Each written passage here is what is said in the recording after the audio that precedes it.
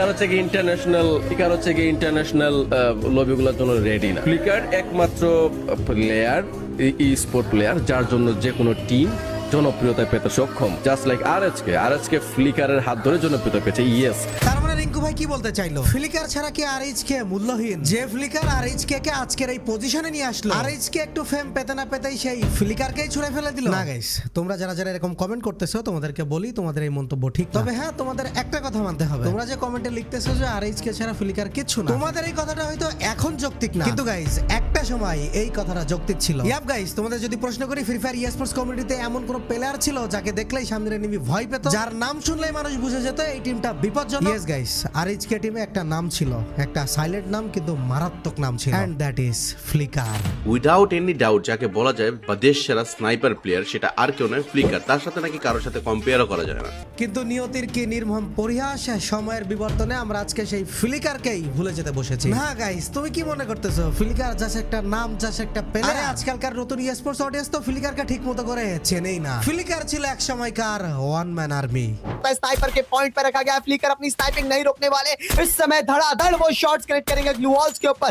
दूसरी तरफ ये स्नाइपर का बहुत प्यारे शॉट, प्लेयर आगे जा चुके हैं निजात एंड कुटुश, और लगातार ही इम्पैक्ट निजात। গাইজ, আজকের ভিডিওটা একটু অন্যরকম। আজকের ভিডিওতে কোনো ড্রামা না, আজকের ভিডিওতে কোনো রোস্টিং না, আজকের ভিডিওটা একটা ইতিহাসকে স্মরণ করিয়ে দেওয়া। কারণ সময়ের সাথে সাথে কমিউনিটি অনেক কিছুই ভুলে যায়, আর আমরা আজকে তোমাদের সেই ভুলে যাওয়া একটা ইতিহাসকে আবারও সামনে আনতে যাচ্ছি। সো ফ্রি ফায়ার কমিউনিটির প্রত্যেকটা অডিয়েন্স, প্রত্যেকটা esports player, even esports team, সবার জন্য আজকের ভিডিওটা অনেক ইম্পর্টেন্ট। রিকোয়েস্ট করবো গাইজ, আজকের ভিডিওটা সবাই শেষ পর্যন্ত দেখো। সো চলো শুরু করি, লেটস স্টার্ট ব্রাদার। গাইজ, আজকের ভিডিওতে আমরা একটু ইতিহাস সম্পর্কে জানবো। আসলেই ফ্লিকার কে ছিল, আরএইচকে টিমের জন্য ফ্লিকারের অবদান কি ছিল, ইভেন ফ্লিকারের মতো একজন স্নাইপার একটা টিমের জন্য কতটা ভয়ঙ্কর রূপ ধারণ করতে পারে, একটা টিমে একটা স্নাইপারের কতটা প্রয়োজন, আর কেনই বা আমরা রেডক্সের জার্সিতে আর ফ্লিকারকে দেখতে পাচ্ছি না। গাইজ, বাংলাদেশ ই-স্পোর্টস কমিউনিটিতে যখন রেডক্স একটা শক্ত নাম হিসেবে দাঁড়াতে শুরু করলো, তখন এই টিমের ভিত গড়ে ওঠে কয়েকজন গুরুত্বপূর্ণ প্লেয়ারকে কেন্দ্র করে। তাদের মধ্যে অন্যতম একজন ছিল ফ্লিকার, যার আসল নাম হইল ওমর ফারুক, একজন Bangladeshi free fire esports sniper player. 2024 সালের মাঝামাঝি সময় সে রেডক্স স্কোয়াডে যোগ দেয়, আর প্রায় 500 দিনেরও বেশি সময় সেই রেডক্সের সাথেই ছিল। আর ইন দা মিন টাইম আরএইচকে বাংলাদেশের একেবারে টপ লেভেলের ই-স্পোর্টস টিম হিসেবে পরিচিত হয়ে ওঠে। আর এই সাফল্যের পেছনে অনেকেরই অবদান আছে, কিন্তু অন্যতম একটা অবদান আছে আমাদের ওমর ফারুক বা ফ্লিকারের। কারণ ফ্লিকারের ভূমিকা ছিল আলাদা, ফ্লিকারের রোল ছিল আলাদা, ফ্লিকারের খেলার স্টাইল ছিল আলাদা, কারণ ফ্লিকার ছিল একজন স্নাইপার। এই কথা গাইস শুধুমাত্র আমি বলছি না, এই দেখো আমাদের ইলিউশন স্টোরিটি কি বলছে। ব্লেড নিজের রেপুটেশন বানানোর আগে ফ্লিকার নিজের রেপুটেশন বানিয়েছে।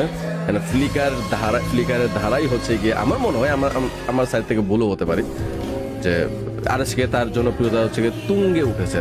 লাইক ফ্লিকার এমন একটা প্লেয়ার যে একটা স্কোয়াডকে টেনে নিয়ে যেতে সক্ষম।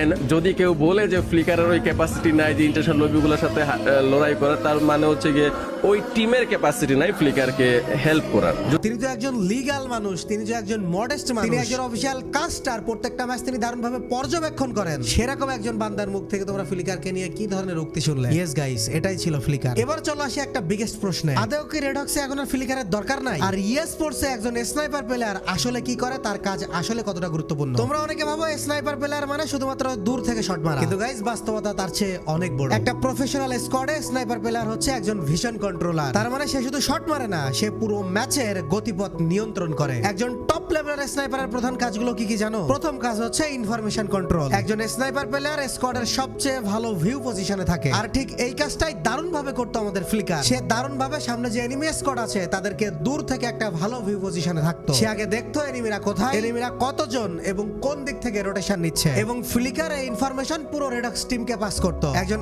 স্নাইপারের দ্বিতীয় অন্যতম কাজ হচ্ছে ওপেনিং নক। প্রফেশনাল অনেক ম্যাচেই কিন্তু আমরা দেখেছি একটা ম্যাচের টোটাল রেজাল্ট পরিবর্তন হয়ে যায় জাস্ট কয়েক সেকেন্ডের ফাইটে। আর একটা টিমের স্নাইপার প্লেয়ার যদি প্রথমেই বিপরীত টিমের একটা প্লেয়ারকে নক করে দেয়, তাহলে প্রতিপক্ষ স্কোয়াড সাথে সাথেই দুর্বল হয়ে পড়ে। আর এই জিনিসটাই কিন্তু ফ্লিকার বারবার করতো আমরা দেখতাম। একজন স্নাইপার প্লেয়ারের তৃতীয় অন্যতম কাজ হচ্ছে কভার এন্ড প্রেসার। যখন একটা টিমের রাশাররা অর্থাৎ ব্লেড বা অন্যান্য টিম মেম্বাররা সামনে যেত, তখন ফ্লিকার দূর থেকে তাদেরকে কভার দিত। মানে যদি কেউ পিক করে, যদি কেউ রিভাইভ করতে যায়, যদি কেউ রোটেশন করে, স্নাইপার প্লেয়ার সাথে সাথে সেটা নোটিস করে এবং ড্যামেজ দেয় এনিমিকে। আর ঠিক এ কারণেই অনেক সময় পুরো একটা টিমই একজন স্নাইপার প্লেয়ারের প্রেজেন্সে আটকে যায়। এরপর চতুর্থ কাজ হচ্ছে জোন কন্ট্রোল। গাইজ, লেট ম্যাচে বা লেট গেমগুলোতে স্নাইপার প্লেয়ার কিন্তু সবচেয়ে গুরুত্বপূর্ণ হয়ে যায়, কারণ শেষ সার্কেল বা শেষ জোনে কিন্তু একটা সঠিক শট মানেই পুরো স্কোয়াড একদম শেষ। আর ঠিক এরকম লাস্ট জোনে বা লাস্ট রোটেশনে, লাস্ট সার্কেলে আমরা ফ্লিকারের বিশেষত্ব দেখেছি। ফ্লিকার ছিল কাম, পেশেন্ট এন্ড পারসেপশন বেস। যে ধরনের প্লেয়াররা খুব বেশি কথা বলে না, চিল্লায় না, কিন্তু ম্যাচের সবচেয়ে গুরুত্বপূর্ণ মুহূর্তে একটা শট দিয়ে পুরো ম্যাচের হিস্টোরি পাল্টে দেয়। এই কাজগুলোই করে এসেছে আমাদের ওমর ফারুক